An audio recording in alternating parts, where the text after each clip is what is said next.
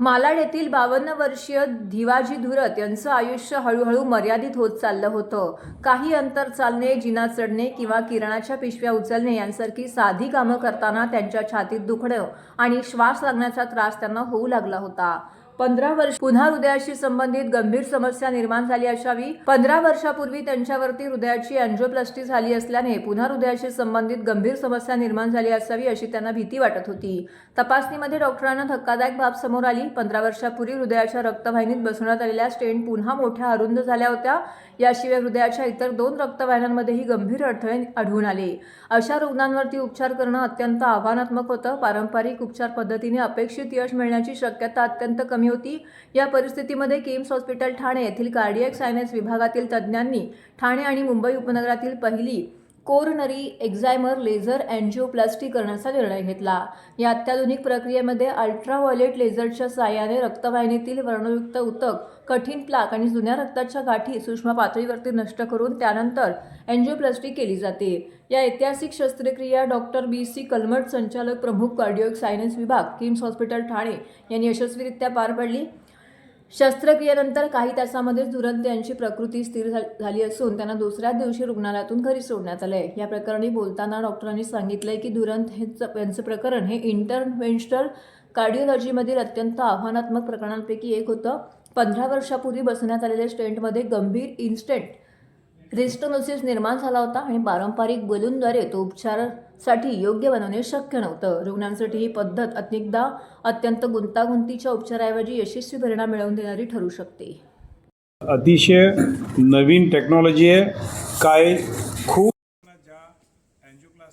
जे difficult angioplasty असतात, ज्या लोकांना हेवी कॅल्सिफाईड अँड रीब्लॉकेज असतं, थ्रॉम्बोटिक लिजन, त्या लोकांना हे नवीन एक आशा आहे.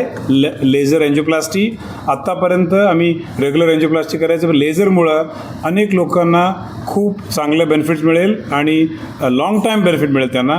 त्यामुळं laser angioplasty is going to stay for long time आणि ह्याच्याबद्दल अनेक आमचं रिव्ह्यूज चांगले आलेत. त्यामुळं is a new and very good technology. Sir, ही नवीन टेक्नॉलॉजी आल्यामुळे लेझर अँजिओप्लास्टी कशा प्रकारे अँजिओप्लास्टी करण्यासाठी डॉक्टरांना सुद्धा एकदम सोयीस्कर होणार आहे आणि पेशंटला त्याचा कशा प्रकारे फायदा? नाही, इम्पॉर्टंट लेझर अँजिओप्लास्टीमध्ये अनेक टाईम आम्ही अँजिओप्लास्टी करायचं, चांगलं रिझल्ट नाही मिळायचं. त्या गोष्टी आता कमी होईल का, जेव्हा जे ब्लॉक ते व्यवस्थित उडून राहिलं लेझरमुळं.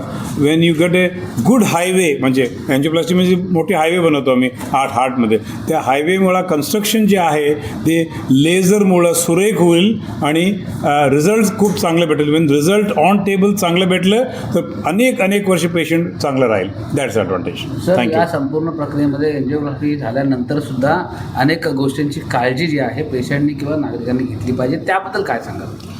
मी मगाशी सांगेल तुम्हाला, अँजिओप्लास्टी करा, बायपास करा, बट नियमित रूपाने मेडिसिन्स, आहार, एक्सरसाइज, व्यायाम हे फार इम्पॉर्टंट आहे. आणि ब्लड प्रेशर, डायबिटीज कंट्रोल ठेवणं आणि always stay away from tobacco, smoking, very important. ह्या सगळ्या गोष्टी काळजी घेऊन अनेक वर्ष, मग आमचं 20-30 वर्षापासून अँजिओप्लास्टी केलेले पेशंट अजून टकाटक चांगले, हे इम्पॉर्टंट.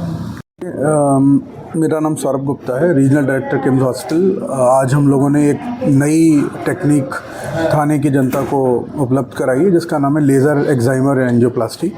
तो थाने की पहली मशीन है और बॉम्बे की 4th मशीन है। ये बहुत ही क्रिटिकल जहाँ पर केसेस होते हैं, जहाँ पर नॉर्मल बैलून एंजियोप्लास्टी नहीं की जा सकती है, वहाँ पर यूज़ किया जाता है 15% पेशेंट में।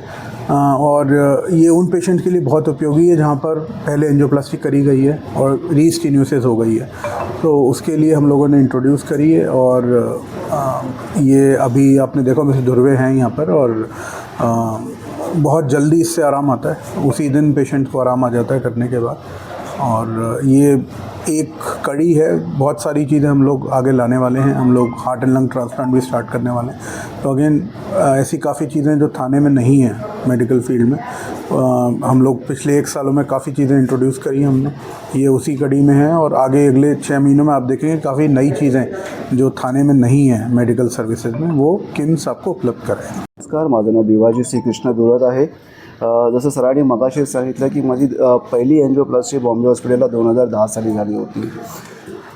त्याच्यानंतर आज माझी पुन्हा एन्जिओप्लास्टी झालेली आहे. पण त्या एक्सपिरियन्समध्ये आणि या एक्सपिरियन्समध्ये जमीन आसमानाचा फरक आहे. त्यावेळेला थोडासा मला कदाचित त्रास झाला होता, ओके. पण आताच्या ह्या नवीन टेक्नॉलॉजीमध्ये मला हॉनेस्टली स्पीकिंग मला काहीही म्हणजे त्रास झाला नाही आणि कळलं पण नाही की आतमध्ये नक्की माझं ऑपरेशन चाललं आहे किंवा काय करतायत ते. पण जेव्हा सरांनी मला सांगितलं की भिवाजी ऑल ओके, ऑपरेशन झालेलं आहे, आता सर्व ब्लॉकेजेस क्लिअर झालेले आहेत, तेव्हा मला कळलं. तोपर्यंत मी शांतपणे OTमध्ये झोपलो होतो.